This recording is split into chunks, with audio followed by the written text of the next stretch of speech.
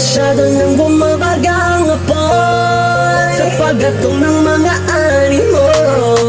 Mga taong punong-puno ng inggit, ba't di ka tumahol, bitch?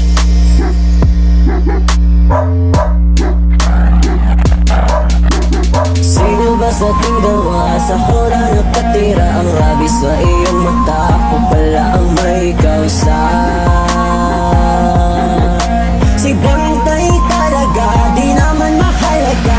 Marami nang bigla-biglang nabubulag sa kinang ng ginto at tanso pati na sa pila. Pinapon ng motor, biglang hinahabol mo ang mga bagay sa mundo na di naman para sa'yo. Huwag mo namang gawing alahas ang kadena mo, huwag gawing palasyo ang kulungan mo na ito.